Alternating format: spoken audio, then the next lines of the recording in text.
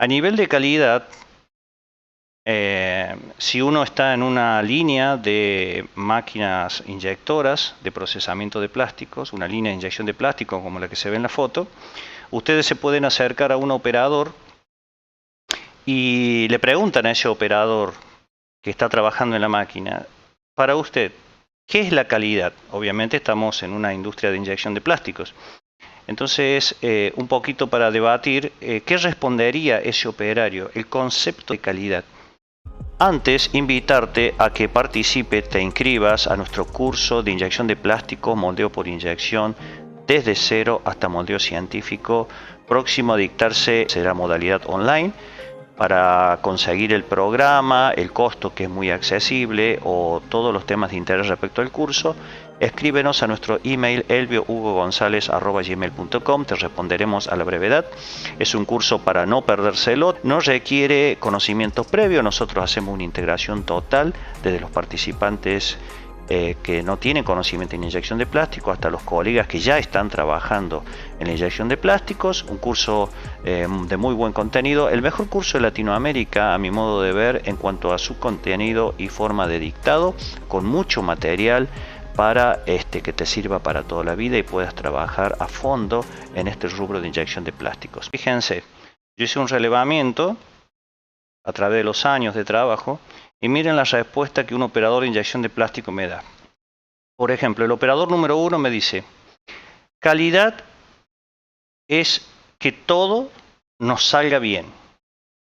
Es una definición, si se quiere, ambigua. ¿Qué es que te salga bien? El operador número 2 me responde, calidad es lograr plena satisfacción de nuestros clientes.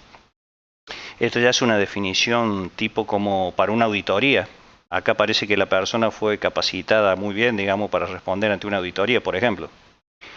Otro operador me respondió que calidad es que nuestros clientes no tengan problemas al usar nuestros productos. Otro operador me respondió que calidad es no tirar piezas porque nuestros costos aumentarán mucho. Está bien enfocado. Y el operador número 5 me respondió, calidad es hacer lo que se debe hacer para que el auditor no nos rechace piezas.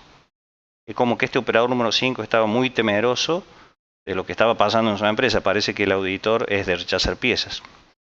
Entonces, como ustedes ven, uno hace una pregunta sencilla en esta industria como ¿qué es calidad? Y la diversidad de respuestas. Evidentemente cada uno tiene una razón de su respuesta, pero no es totalmente enfocado a lo que nosotros vamos a ver en esta conferencia relativa a la calidad de un proceso, producto, concretamente una pieza plástica. O sea, respuesta muy generalista, pero es la que el operador le está dando al pie de máquina. Si nosotros nos vamos a la norma internacional ISO 9000, que a que le interese se la puedo enviar, es de difusión pública, no hay ningún problema. ¿Qué definiciones tenemos respecto a la calidad en las normas ISO? Yo hice un extracto de lo que antes era la ISO 9004 y fíjense el tenor de definición de calidad. Esto es muy importante porque en la industria plástica nosotros, antes de implementar un sistema de control de calidad, como puede ser un control estadístico de un proceso, antes debo determinar cuál es la etapa de la vida de calidad que está llevando esa empresa. O sea, yo he visto, por ejemplo, fracasar grandes sistemas de calidad porque se aplicaba un modelo que no tenía nada que ver con la realidad en ese instante de la empresa. Quizá un modelo de calidad demasiado ambicioso, demasiado grande en una empresa chica o viceversa. Empresas grandes que no habían llegado a la madurez en los conceptos de calidad. Por eso que en la industria plástica, repito, sea inyección, soplado o extrusión, son procesos hermanos, digamos, tiene que estar bien claro el concepto de calidad antes de implementar una herramienta tan potente como el control estadístico. Fíjense ustedes que es muy común el término control estadístico de proceso, ¿cierto? El famoso CEP, control estadístico de proceso. Pero a mí me gusta más usar la definición de Montgomery, que habla del control estadístico de la calidad. No menciona el control estadístico de proceso, porque nosotros en nuestra industria plástica lo que pretendemos es que el producto sea estable y conforme y que el proceso sea estable. Entonces es más correcto decir control estadístico de la calidad. Lo vamos a encontrar en toda la bibliografía como SEP en español o SPC en inglés. Pero el término correcto es el que dice Montgomery, control estadístico de la calidad. Por eso que nosotros estamos tratando de definir realmente para la industria plástica qué sería el concepto de calidad.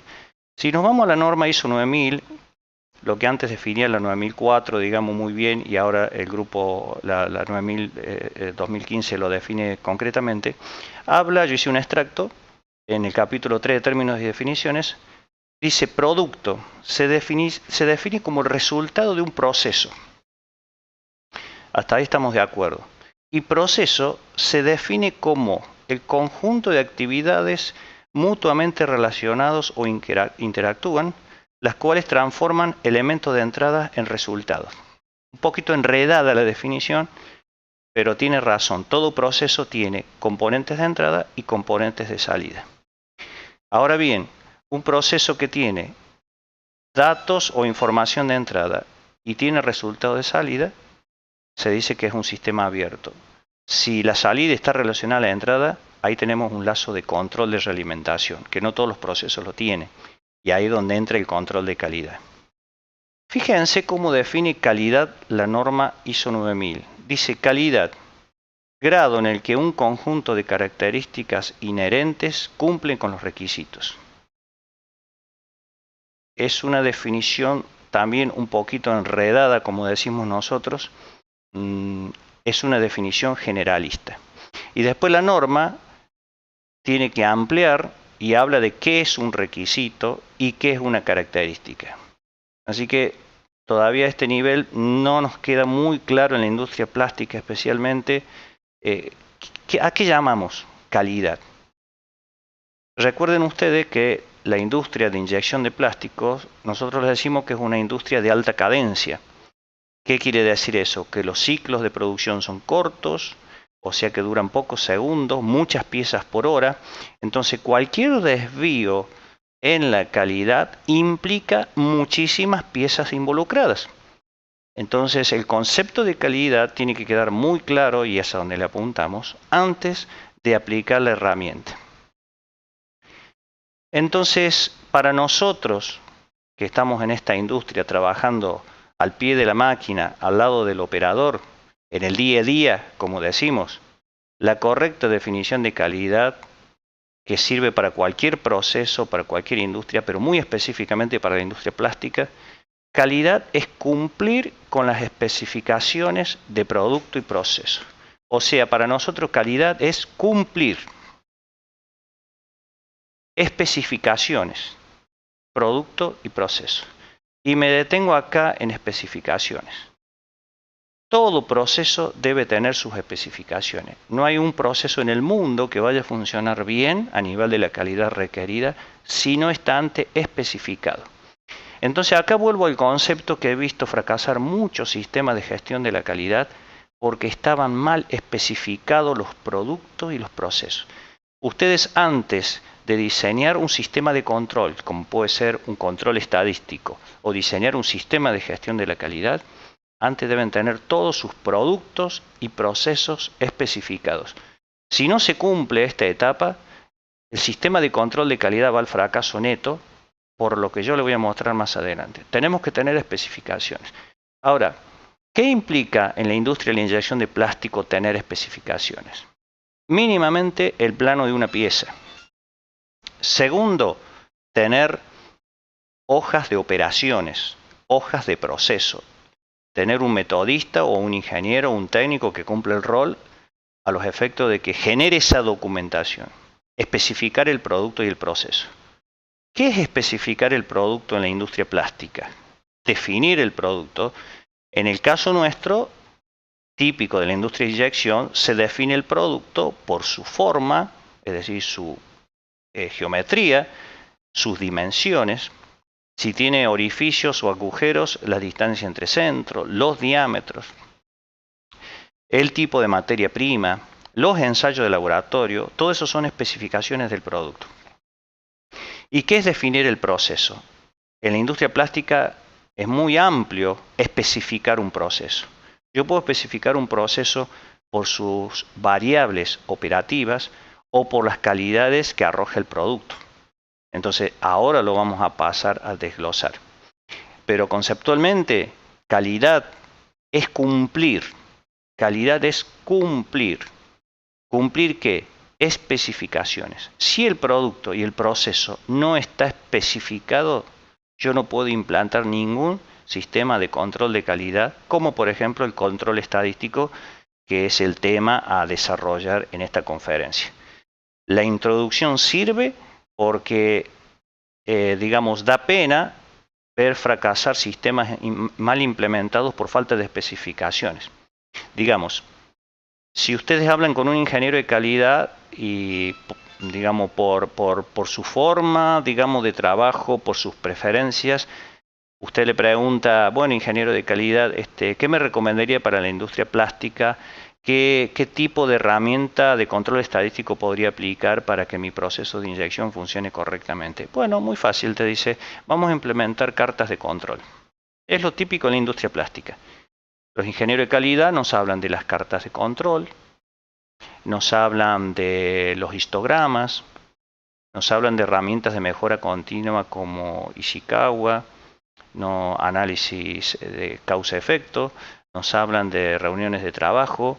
Entonces uno entra a aplicar estas herramientas y resulta que cuando va a analizar las especificaciones de producto y proceso son muy pobres, muy ambiguas, dejan librado a interpretaciones y allí es donde fracasa el sistema. Entonces, una sugerencia de parte nuestra, antes de implementar un sistema de control estadístico de producto-proceso, asegúrense de tener las especificaciones correctas y las que van a ser usadas, digamos, en toda la vida del producto. Entonces, eso relativo a las especificaciones. Ahora, las especificaciones pueden estar bien definidas o mal definidas. O sea, puede existir todas las especificaciones. El tema es si están bien definidas. Y en la industria del plástico es muy crítico por la estabilidad de esos procesos. Vuelvo a repetir, son procesos de altísima cadencia. Por ejemplo, tiempo de ciclo. ¿Qué es un tiempo de ciclo? Es aquel tiempo entre dos piezas sucesivas. En la industria plástica, entre piezas, hablamos del orden de magnitud de segundos. Por ejemplo, tiempos de ciclo típicos van desde 5 segundos para las piezas muy pequeñas hasta 30 segundos para ya las piezas medianas, entre 30 y 60 segundos, y piezas grandes ya más de 1 minuto. En piezas muy grandes tenemos ciclos de hasta 3-4 minutos, como puede ser el paragolpe de un auto, una silla de plástico, ya en prensas grandes.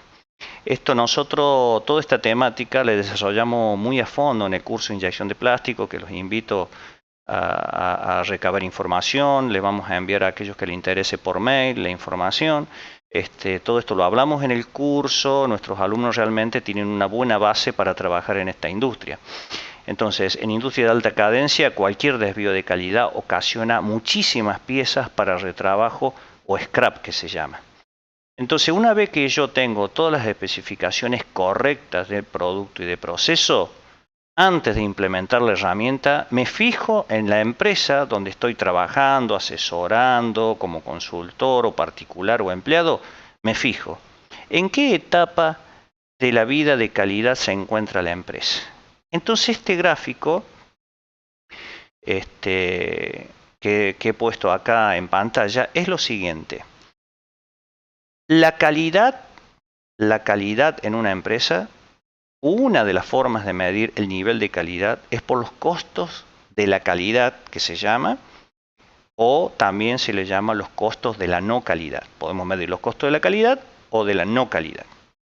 Entonces, cuando uno impacta los costos operativos relativos a la calidad sobre la venta, aparece un gráfico de este tipo, donde acá en la escala horizontal tenemos el tiempo y en la escala vertical el porcentaje del costo de calidad respecto a la venta. O sea, cuánto gasto en temas de calidad respecto a lo que vendo. Y aparecen estos porcentajes.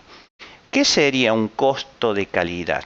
Por ejemplo, los salarios de los empleados que trabajan en calidad. Un jefe de calidad, un supervisor de calidad, auditores, inspectores, salarios forman parte de los costos de calidad.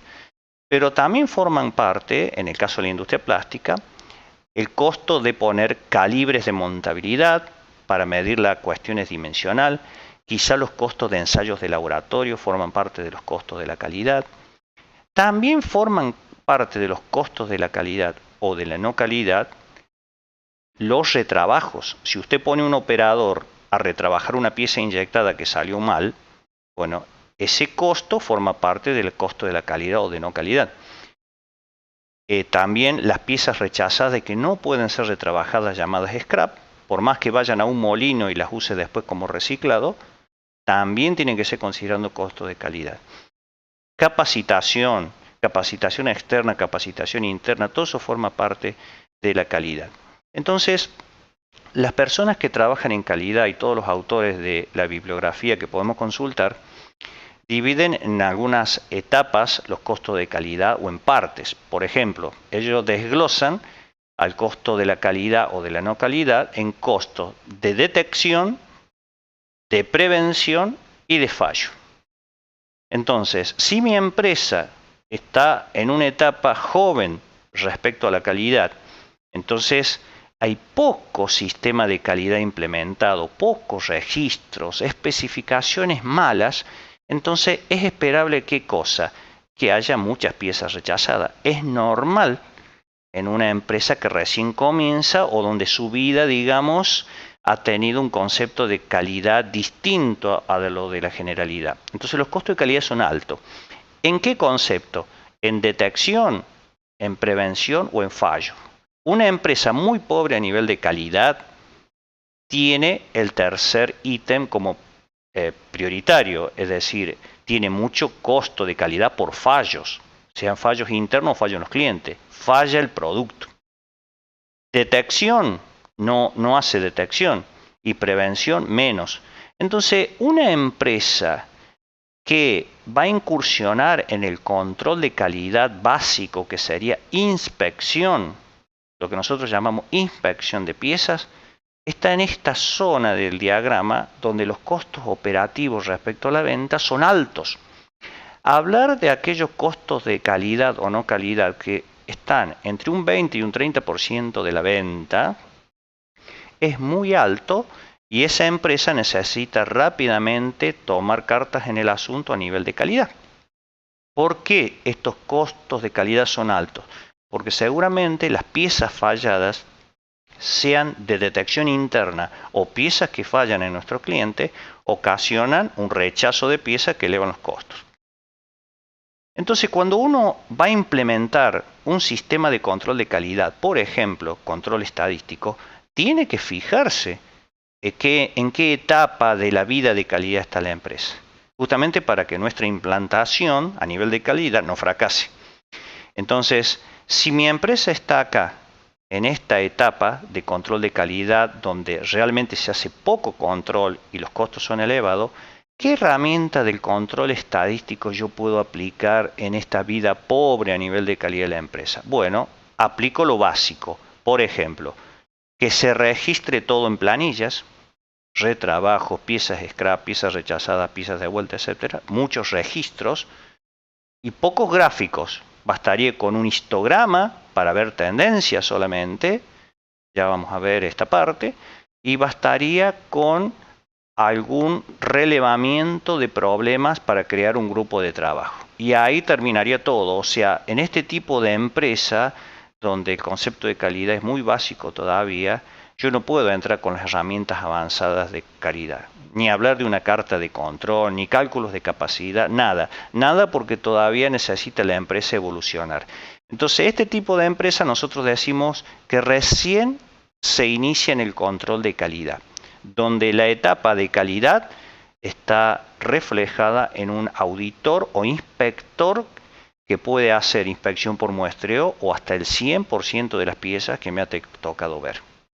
Ahora, si yo quiero salir de esta etapa de sobrecosto a nivel de calidad, implantamos lo que se llama el mejoramiento de calidad, donde el salto cualitativo en este gráfico es hacia acá abajo y nosotros deseamos implementar un sistema de aseguramiento de calidad.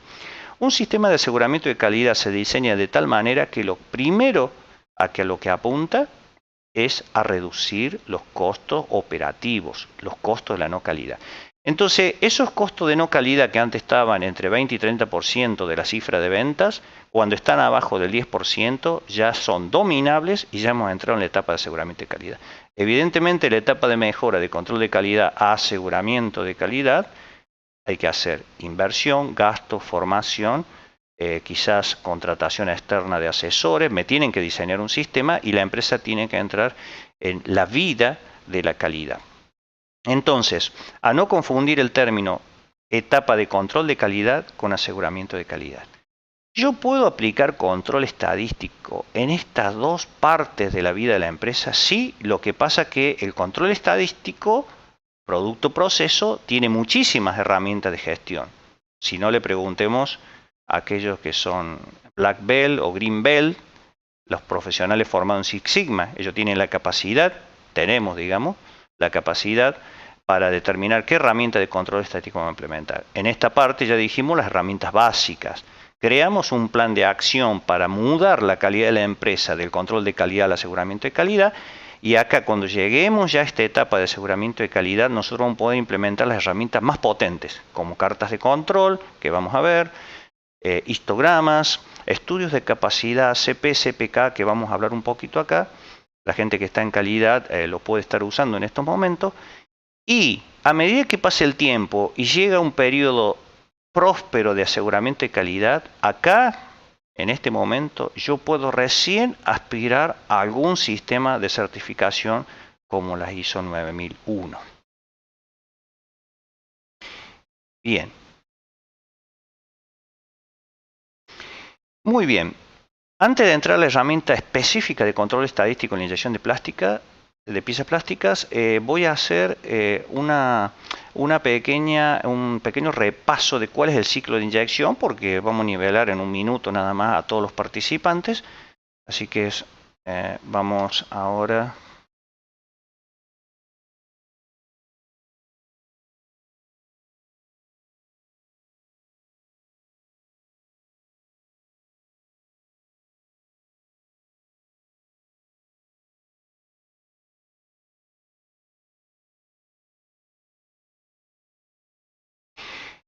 Bueno, acá estamos viendo una prensa inyectora. Esto se lo muestro a mis alumnos en el curso de inyección de plásticos. Básicamente el proceso comienza con cargar a la máquina el pellet plástico. El proceso de inyección requiere primero plastificar el material que se hace acá en el cañón de la inyectora. El plástico debe subir de temperatura desde temperatura ambiente o de la temperatura de secado del material, aproximadamente 80 grados, hasta el orden de magnitud entre 150 y 300 grados. Se hace en esta parte de la inyectora. Nosotros lo describimos bien en el curso de inyección. El material tiene que ser plastificado. Luego que el material es plastificado, en este sistema de husillo helicoidal en un cañón de inyección, muy similar a la extrusión. Acá vemos resistencias calefactoras eléctricas que hacen el aporte de calor a medida que el material entra de derecha a izquierda. Ustedes van a poder observar ahora en el video, el material va entrando de derecha a izquierda, va tomando temperatura y llega a su estado de plastificación. Acá lo que está en color rojo-naranja ya es el material fundido a temperatura de 180 a 300 grados según el tipo de material. Ese material plástico fundido es el que vamos a ingresar al molde. El objeto del ciclo de inyección es moldear el plástico que tome la forma de la pieza. Entonces ahora el husillo de la máquina, trabajando como pistón, va a inyectar, como estamos viendo, el material en el molde. Acá está en corte, este es el molde de inyección y la pieza ya ha tomado forma, el plástico ha inyectado. Entonces, lo que sigue es abrir el molde, el husillo se preparó para la próxima carga y expulsamos la pieza. O sea que el ciclo de inyección implica plastificar el material, inyectarlo en un molde, abrir el molde y extraer la pieza. Bien.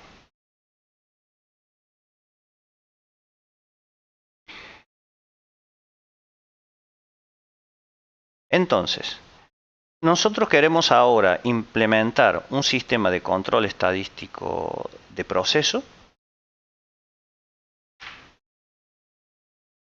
¿Y en qué variable lo vamos a implementar? Acá yo les estoy mostrando todas las variables de proceso que hay que tener en cuenta para que una pieza plástica salga conforme, salga bien del proceso de inyección. Y como verán ustedes, aproximadamente son 50 variables que debemos tener en cuenta en el proceso de inyección para que el producto salga conforme. Entonces, el primer paso del ingeniero de proceso o el ingeniero de calidad es, bueno, yo voy a poner control estadístico de calidad, pero ¿sobre qué variable de estas 50? ¿Cuál elijo? ¿Cuál es la más representativa? Eso es lo que vamos a hacer foco nosotros. Entonces, nosotros como a nuestros alumnos le explicamos punto por punto, lo vamos a hacer acá rápidamente, pero ustedes tienen variables relativas al plástico o al polímero, a la prensa, sea su unidad de cierre, su unidad de inyección, al molde, a la generalidad del tiempo de ciclo del sistema y a la pieza. Entonces, cuando una persona inyecta una pieza, tiene que tener en cuenta todas estas variables de control, que realmente son muchas. La inyección de plástico es uno de los procesos donde tiene mayor cantidad de variables de control, por eso que es un proceso complicado de sostener en el tiempo, pero no es nada del otro mundo, pero hay que tener la habilidad para poder dominar cada uno de estos parámetros. Nuestra experiencia dice que la variable la variable más representativa para poner en control estadístico es el peso de la pieza. Acá donde dice el ítem 47. Si ustedes ponen bajo control estadístico el peso de una pieza inyectada, lo mismo que una pieza soplada o una pieza obtenida por extrusión, por ejemplo, ustedes van a estar prácticamente resumiendo varias del resto de los parámetros de inyección en el peso de la pieza. Entonces nosotros el ejemplo que vamos a dar es relativo a cómo se hace para poner en control estadístico el peso de una pieza inyectada para tener el control absoluto del proceso. Acá les pongo una pequeña foto de qué es un molde, porque vamos a hablar del peso de la pieza cuando desmolda. Un molde de inyección está constituido por dos partes, una parte fija y una parte móvil. Ambos moldes ambas estampas tienen la cavidad y en función de eso la pieza moldeada toma su forma. Entonces la pieza es inyectada dentro de la cavidad del molde a una cierta presión, que es un parámetro de control. Entonces, acá estamos viendo el caso de un molde multicavidad. Si nosotros vamos a hacer control estadístico de calidad del peso, en aquellos moldes que cada ciclo sacan del molde una cierta cantidad de piezas que se llama multipieza, multicavidad. Por ejemplo, acá tenemos una misma pieza que tiene un molde 5 cavidades. Quiere decir que en cada golpe, en cada ciclo, vamos a sacar 5 piezas. Imaginen ustedes que podemos tener variabilidad entre cavidades y variabilidad de la misma pieza. Entonces, cuando hablemos ahora del control estadístico, el ejemplo que les voy a dar, vamos a hablar de esto. Es decir, cómo logramos estabilidad de la pieza, del peso de la pieza y poder tener un control efectivo de eso. Entonces, cuando uno inyecta, acá estamos en un simulador, esas 5 cavidades del molde, la pieza va a ir llenando de esta forma. Acá tenemos lo que se llama el punto de inyección, esto es la colada de la máquina. Acá ingresa el material y se distribuye a cada cavidad. Luego va llenando la pieza con las líneas de isotemperatura e isopresión, como están viendo acá, para que ustedes tengan idea el concepto de la inyección. Ahora bien, si yo tengo variabilidad en el peso de la pieza, que va a ser la variable a controlar, seguramente puedo tener desbalanceos de cavidades o algún problema de flujo o algún problema de temperatura, sea en el plástico o en la matriz.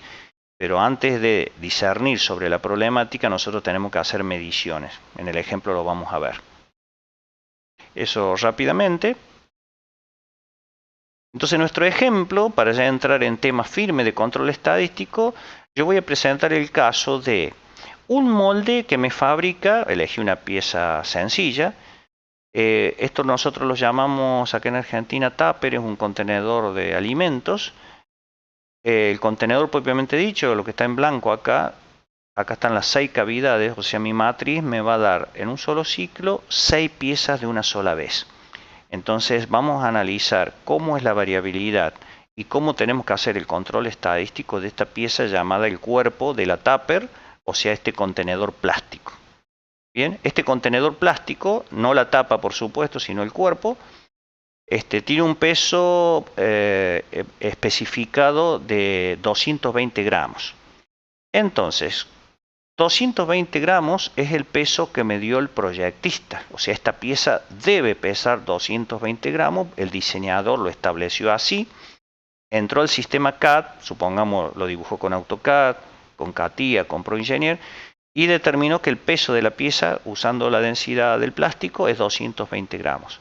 Ahora, el error de la especificación puede estar en definir la tolerancia. Entonces lo que vamos a hablar nosotros es cómo se especifica la tolerancia del peso, que es la principal variable a controlar bajo control estadístico, para que ustedes tengan idea de cómo se hace. Yo puedo definir las tolerancias del peso de una pieza aproximadamente por experiencia en función del porcentaje de contracción del plástico que esté usando, pero lo concreto es que yo debo definir una tolerancia, porque cuando uno quiere hacer control estadístico necesita las tolerancias de fabricación de la pieza. Si esas tolerancias son mal establecidas, yo puedo cometer el error de estar diciendo que el proceso está bajo control, está fuera de control y estar haciendo un análisis erróneo de los resultados del control estadístico. Entonces el primer paso es definir el peso de la pieza y las tolerancias. Pero las tolerancias no las tomamos de la tolerancia de plano, porque ese es el primer error. Las tolerancias que se fijan en los planos normalmente es el proyectista usó la contracción o usó, digamos, características similares de otras piezas. Y ahí se comete un error. Lo que correctamente se hace para definir las tolerancias del peso de una pieza inyectada es trabajar con la presión de mantenimiento, y es lo que vamos a comentar ahora. Entonces, vamos a ver ahora.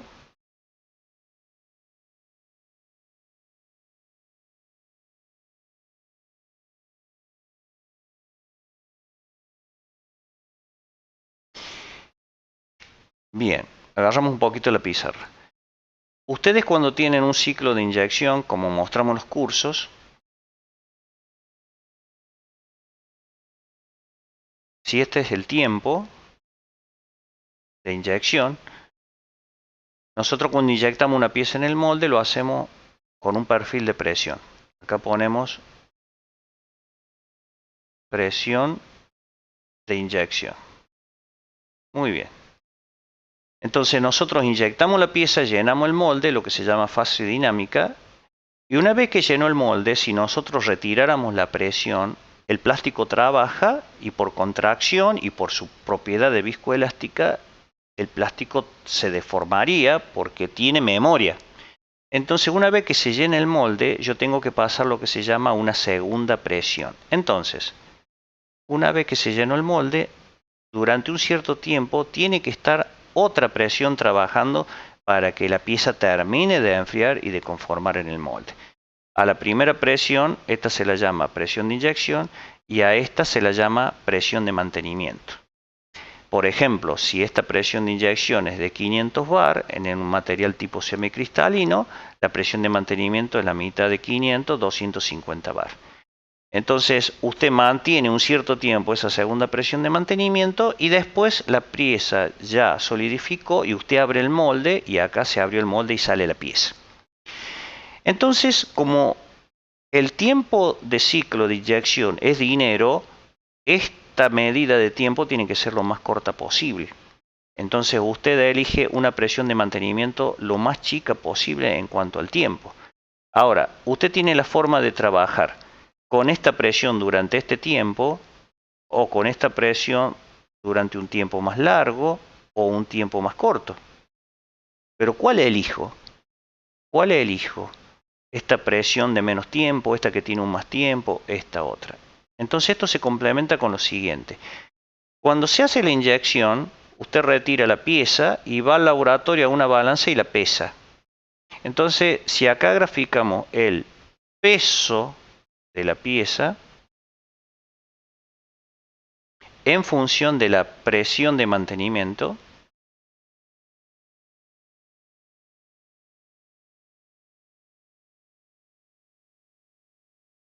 entonces usted va a ver que hace la inyección de la pieza y supongamos que vamos a hacer primero el tiempo de mantenimiento. Vamos a poner tiempo mejor que la presión.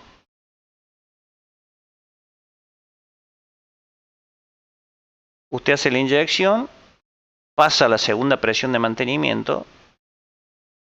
Mientras más tiempo de mantenimiento ejerza durante la inyección, el peso de la pieza va a ser mayor. Entonces nosotros usamos la presión de mantenimiento para que la pieza quede bien compactada en el molde y no tenga problemas de deformación por diferencia de contracción. Entonces, si usted usa, cada vez que use más tiempo de mantenimiento, va a ver que el peso de la pieza aumenta. Y es lógico, porque usted la está compactando más. Usted deja constante la segunda presión, pero la deja cada vez más tiempo. Entonces, como queda más compactada la pieza dentro del molde, es evidente que el peso de la pieza al desmoldear aumenta.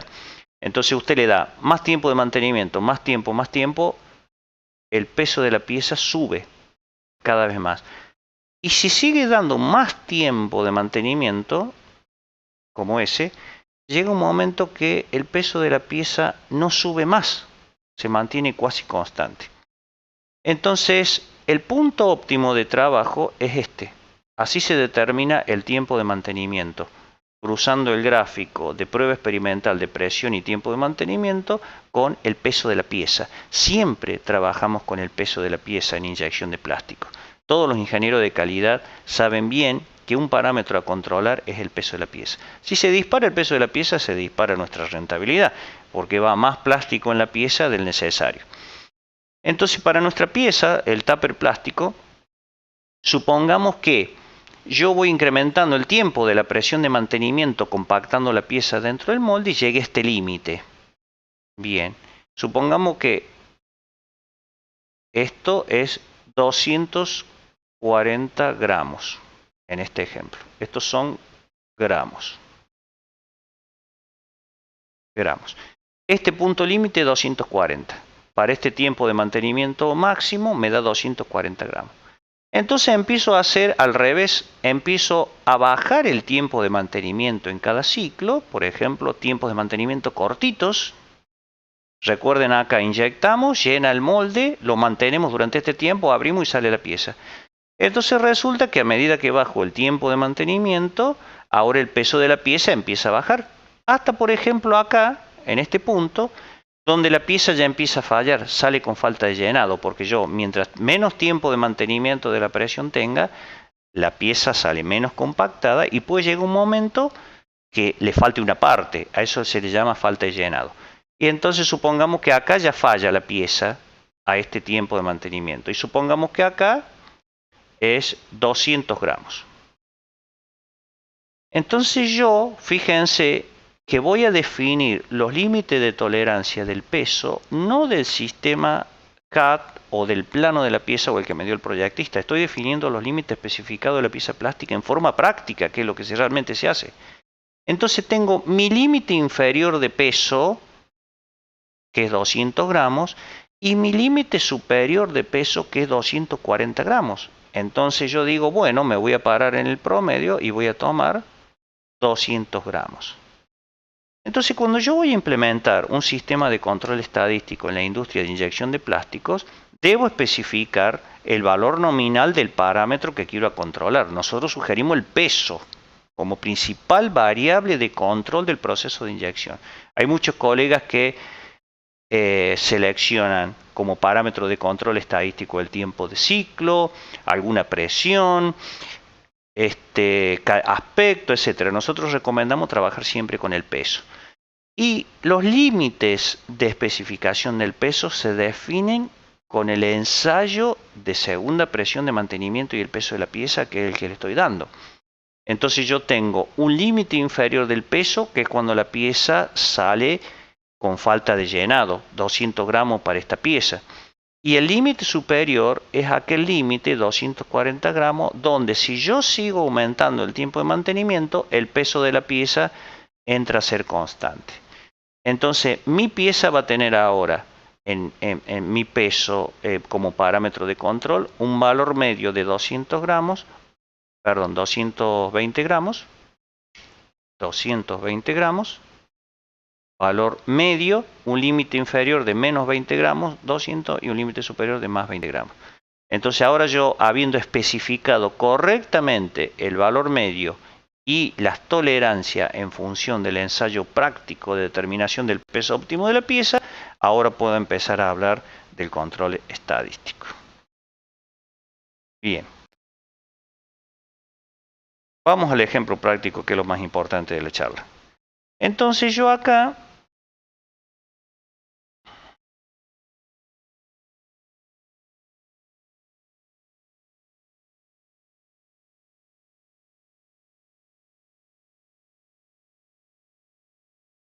bueno, entonces acá tengo el peso de mis 6 cavidades. Por ejemplo, tengo de X1 a X5 o X6. Bueno, yo tomé hasta X5, un molde de 5 cavidades. Y tengo los diferentes pesos. ¿Qué se hace? Se toma una muestra de las 5 cavidades en un cierto periodo de tiempo. Supongamos cada 15 minutos, cada 20 minutos, cada media hora. Entonces ustedes hacen esta tabla. Yo tomé, por ejemplo, 162 muestras de tamaño 5, que se llama. En estadística, M vale 162, que es la cantidad de muestras, y el tamaño del subgrupo, que se llama N igual a 5. ¿Eso qué significa? Que tengo 5 piezas y tengo 162 muestras. Entonces, ¿cómo voy trabajando estas muestras? Bueno, lo primero que hago... a esto también le he calculado el valor medio de cada muestra. Si ustedes ven acá en el Excel, calculo el promedio de estas 5 muestras. Entonces lo que hago es copio esto, copiar, y me voy al Minitab y pego. El Minitab es un programa para control estadístico, para manejo estadístico de procesos. Los Green Belt, los Black Belt lo usan mucho. Ustedes lo pueden obtener, se lo sugiero. Para manejo estadístico de información no hay nada mejor por ahora que el Minitab. Entonces, acá yo copié en el Minitab. Cada columna X1, X2, X3, X4, X5 es mi variable de proceso que se llama el peso. O sea, el peso de cada cavidad. Recuerden que es un molde de 5 cavidades. Puede ser 6, yo tomé el ejemplo de 5, que es lo que tengo. X1 es la cavidad número 1, X2 la 2, X3 la 3 y así las 5 cavidades del molde. Y calculé su media. Entonces el Minitab me permite a mí entrar a analizar esta parametría. Entonces,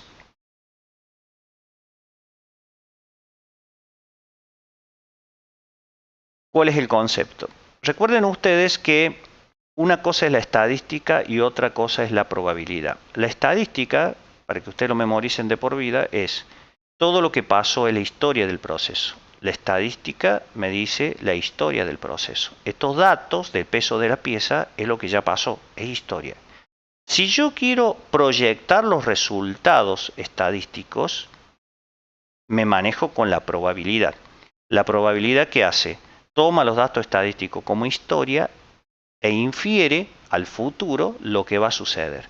El tema de conectar la estadística, que es el pasado, con la probabilidad, que es el futuro, yo tengo que saber determinar, encontrar una distribución de probabilidad que me relacione el pasado con el futuro. Esas distribuciones de probabilidad existen y son modelos probabilísticos. Entonces yo, antes de iniciar un estudio de control estadístico, tengo que determinar cuál es la distribución de probabilidad que me representa esa historia del proceso. Entonces, en la mayoría, por no decir en todos los procesos industriales, la mejor distribución de probabilidad que asume esto que acabo de decir es la distribución normal, la famosa campana de Gauss. En otro video yo les voy a mostrar cómo se interpreta la distribución de probabilidad normal. Ahora no lo vamos a hacer, pero el concepto ¿cuál es? Yo elijo una distribución de probabilidad para determinar el futuro de mi proceso tomando como base los datos estadísticos muestrales que tengo. Entonces, si yo supongo que la distribución estadística normal es la que va a representar mi proceso, con el Minitab uno puede hacer lo que se llama una prueba de normalidad, porque yo digo arbitrariamente, bueno, ya presupongo que mis datos estadísticos van a seguir una ley de distribución de probabilidad normal. Sí, pero ¿cómo estoy seguro de eso? Tengo que demostrarlo. Entonces hay una función acá en el Minitab que me permite ver si estoy lejos, cerca o errado, digamos, en determinar que la distribución de probabilidad correcta a aplicar es la normal. Entonces, en estadísticas básicas, yo puedo hacer una prueba de normalidad, elijo una de las variables y el Minitab me arroja un resultado. Bien, y cada resultado tiene una interpretación. Una prueba de normalidad es lo que en estadística los estadísticos conocen como una prueba de hipótesis cero, hipótesis nula que se llama. Si todos los puntos muestrales, acá en rojo, tiene todas las muestras que yo le mostré del peso de la pieza, son estos puntitos en rojo, acá en horizontal tienen el peso de la pieza, como ven. Tenemos algunos puntos que están sobre esta línea recta, ¿ven? Y hay puntos que están alejados de esa línea recta. Como esto ya es una herramienta estadística, dicen que si todos los puntos están próximos a esta línea recta, entonces es correcto tomar la distribución normal como distribución que va a representar mi proceso. Entonces no lo vamos a extender. Básicamente la primera cavidad no está representando una distribución normal, pero las medias de todas las cavidades sí lo está haciendo. Entonces volvemos a nuestros datos. ¿Y qué se hace? Lo que se hace es ir a una herramienta que es de análisis de capacidad. Bien, acá nos da, yo voy mostrando ahí el menú, se hace un análisis de capacidad de los datos muestrales del proceso, mi variable es el peso. Y ya vamos a suponer que la distribución es la normal. Entonces elegimos distribución normal. Tengo subgrupo de tamaño 5, que es lo que le decía, porque tomé 5 piezas en cada muestra. Entonces nosotros acá en el Minitab elegimos las 5 cavidades. Me pide un valor inferior de especificación, que serían lo que yo le mostré, los 200 gramos límite inferior, límite superior son los 240 gramos. ¿Está bien? Como está faltando. A ver, no sé por qué no me lo tomo.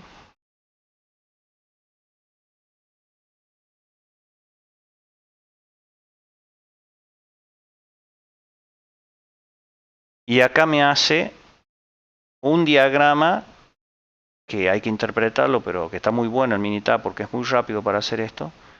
Les da primero un histograma donde ha sido graficado los intervalos de clase de todas las mediciones. Por ejemplo, acá en la escala horizontal usted tiene el peso de la pieza.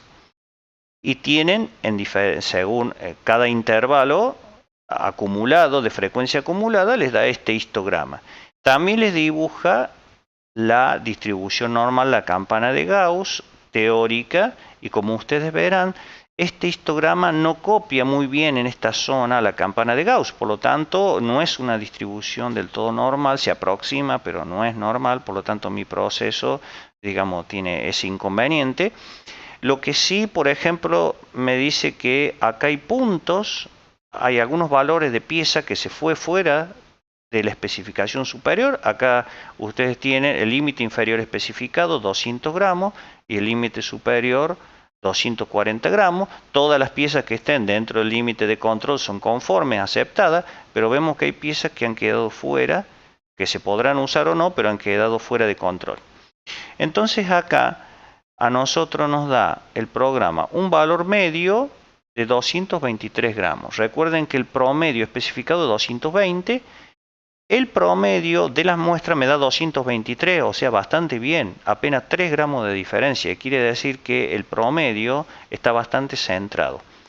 Pero ¿cuál es el problema de este proceso de inyección, de esta pieza que he elegido? La dispersión. Es un proceso muy disperso. Entonces, ahora, ustedes saben que si los datos muestrales siguen en la teoría una campana como esta, la campana, mientras más cerrado esté, más lejos van a estar los valores de los límites de control, por lo tanto el valor medio y la dispersión van a estar correctamente aceptados. O sea, un proceso con mucha dispersión, que implica una campana abierta, me va a arrojar resultados fuera de los límites de control y piezas rechazadas. Entonces, ¿cómo veo la dispersión de mis datos? Que acá lo estoy viendo a simple vista, pero ¿en qué indicador del Minitab me dice que el proceso mío es muy disperso? Lo veo en este estadístico que se llama CP, que es la capacidad del proceso. El CP, que es una fórmula de cálculo que relaciona los límites de control, estos dos, con la desviación estándar de la muestra. Esa relación, ese cociente, tiene que estar lo más próximo a 1,33. Bueno, acá me está dando 0,98, muy bajo respecto a 1,33. ¿Qué me dice el CP? Que mientras más alejado esté del 1,33, los datos muestrales simulan una campana muy abierta. Tengo mucha variabilidad. O sea, un CP bajo implica que el proceso tiene mucha variabilidad que deberé corregir. Eso en cuanto al ancho del histograma representado acá en este gráfico. Ahora bien, ese histograma y esta campana que me da el Minitab pueden estar desplazadas hacia un límite superior o hacia el límite inferior. Eso se llama desplazamiento de la media. ¿Y eso dónde lo veo yo? ¿Cuán desplazado está la cantidad de datos muestrales? Con el indicador CPK. Este indicador CPK se pretende que como mínimo sea 1,1, en este gráfico da 0,8. Ustedes lo que tienen que llevarse de este comentario es lo siguiente. Cuando el Minitab le calcula el CP, bien, está hablando de la dispersión de los datos, el ancho de esta banda, porque el CP se calcula como el cociente entre esta distancia de los límites y 3 sigma, 3 desviaciones estándar, que es este segmento que estoy mostrando acá. Bien, y el CPK me da la posición de la media respecto a los límites. Por lo tanto, si un CPK está abajo de 1,1, quiere decir que la media ya está muy desplazada para alguno de los lados. Bien, en este caso, el CPK-L vale 1,15, que está mejor que el CPK-Upper, o sea, el superior 0,8. Como este es menor que este, me dice que los datos muestrales están desplazados hacia la derecha en cuanto a su media. Recuerden que la media es 223.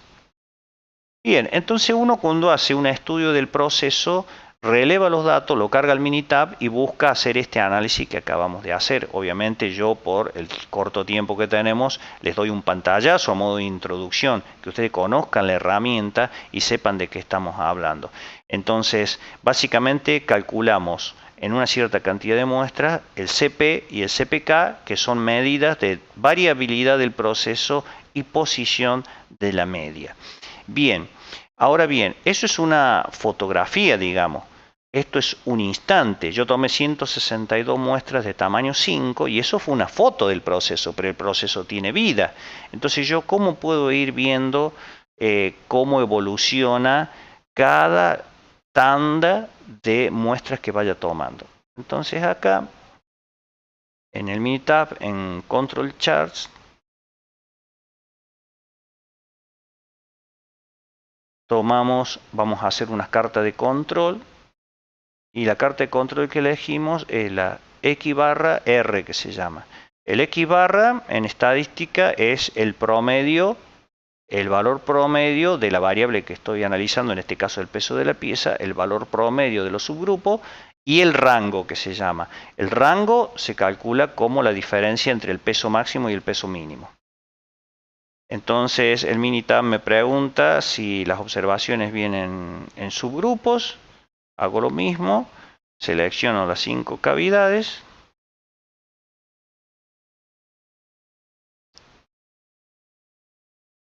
Y veo que me arroja. Entonces, la vida del proceso se va graficando en una carta de control como esta. La carta de control es una herramienta donde se va registrando el promedio de las observaciones punto a punto y luego se hace un análisis.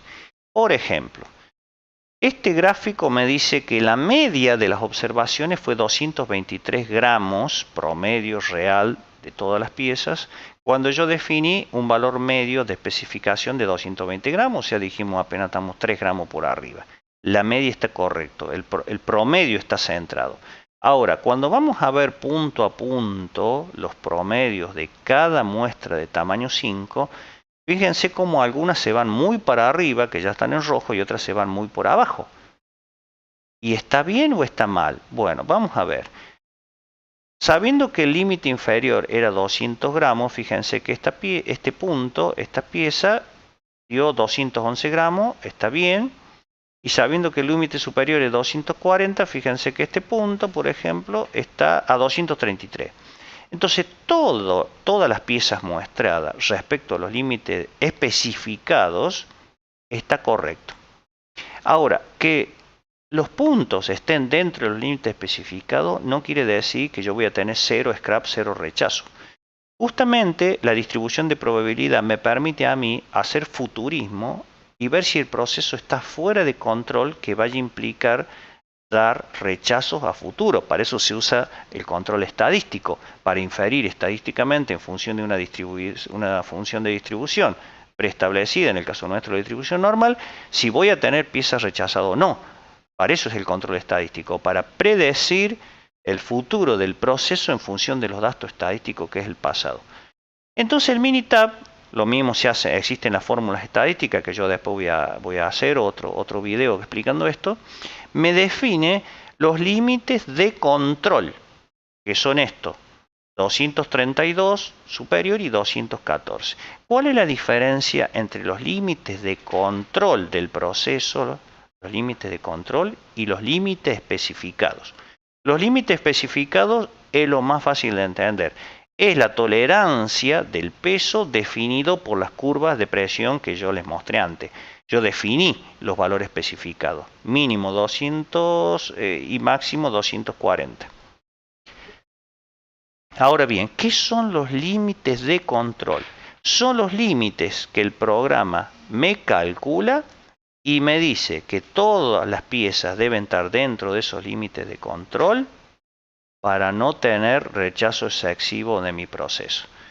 Los límites de control se calculan en función de los 3 sigma que se llama, la desviación estándar más o menos 3 sigma, que tiene que ver con un X porcentaje de piezas conforme, 99,6 específicamente, por ciento de piezas conforme y el resto de scrap. ¿Qué quiere decir? Que si el peso de la pieza, que son todos estos puntitos negros graficados, está por adentro de los límites de control que me calculó el Minitab, quiere decir que yo tengo grandes chances de que todos mis productos sean buenos. Como tengo algunos puntitos que se fueron afuera de los límites de control, pero están todavía dentro de los límites de especificación, acá yo tengo que tener ojo y entrar a corregir el proceso. Es decir, uno no releva las 162 muestras de una como hice yo. Uno va relevando las muestras y va graficando puntito a puntito. La muestra número 1, la muestra número 2, la muestra número 3 y así. Y va viendo si el proceso está dentro de los límites de control. Si después el proceso, como verán acá en esta zona, se me desvía, incluso hay puntos que salen fuera de los límites de control, el proceso ya está fuera de control. Entonces yo tengo que hacer corregir. En este caso se trabajó sobre el tiempo de mantenimiento, que era mi parámetro de proceso que controlaba el peso de la pieza, como vimos anteriormente en la deducción de las tolerancias. Entonces acá se corrigió el parámetro y el proceso volvió a entrar bajo condiciones de control. Fíjense que tomando muestras sigue bien estable, bien centradito, y por alguna razón se vuelve a salir de control y se vuelve a estabilizar, y acá se vuelve a salir de control tengo que tocar de nuevo el parámetro en la máquina y después se estabiliza. ¿Qué le pasó a esta máquina? ¿Por qué reiterativamente se salía de control? Bueno, porque era una máquina que tenía un cierto nivel de desgaste, problema con las válvulas hidráulicas que dominaban la presión de mantenimiento y el tiempo de mantenimiento, por lo tanto era una máquina que necesitaba un mantenimiento fuerte. Lo bueno de esto es que yo, instaurando una carta de control en el proceso, me estaba dando cuenta si el problema se agravaba o no. Para eso sirve el control estadístico. Otra forma de llevarlo es lo que se llama con el cálculo CP lote por lote. Esto mismo que yo hice, copié en una planilla Excel los datos muestrales y trabajo con una fórmula que me da el promedio de 20 valores muestrales. Simplemente se los muestro para que vean. Tengo el CP calculado por el Minitab. Voy a poner un poquito más grande. Les quiero mostrar simplemente sin entrar en detalle, pero que existe. A mí me gusta mucho calcular el CP y el CPK, hacerlo evolutivo, porque como dije, uno toma una muestra, lo carga al Minitab y eso es una foto de una cierta cantidad de muestras, pero si ustedes van en un Excel usando la fórmula que repito en otro video, yo les voy a enseñar a calcular bien todo esto del CP y CPK. Por lo pronto ahora lo único que queremos decir es cómo se implanta un sistema de control de inyección de plástico. Si ustedes van registrando y calculando lote a lote el CP, ustedes pueden llevar un gráfico histórico de este tipo. Entonces, por ejemplo, lo que vimos en la carta de control, ¿se acuerdan recién? Que había una parte de la muestra que se salía de control, por ejemplo acá, y después se salía de control acá. Bueno, es lo mismo que estamos viendo en el Excel cuando el CP cae fuerte acá y después lo estabilizamos. Fíjense que en esta, una vez que yo hice las correcciones del proceso, el CP llegó arriba de 1.33, pero después la prensa tiene problemas de mantenimiento y ven que vuelve a caer. Y el CPK, que la meta que nos impusimos era 0,82, fíjense que si uno lo va calculando lote a lote muestral, estaba totalmente desplazada la media y después la pudimos centrar. O sea que hubo una zona, digamos un tiempo del proceso donde teníamos una campana de Gauss bastante angostita, o sea un proceso de poca variabilidad representado por el CP alto, y teníamos muy buen centraje del promedio representado por un CPK alto. Ha sido un pantallazo esta conferencia, les agradezco de nuevo su participación. La idea es hacer varios de estas charlas cortas, lo más corto posible, pero de mucho contenido para ustedes. Pueden comunicarse conmigo por este tema u otros que les surjan a elviogonzalez@gmail.com. Los invitamos a participar del próximo curso también de inyección de plásticos. Y si tienen dudas o consulta, lo pueden dejar en el chat o se contacta conmigo en esta forma. Los que hayan escrito algunas consultas en el chat, les voy a responder a la brevedad posible. Muchas gracias por todo, han sido muy amables y quedo a sus órdenes.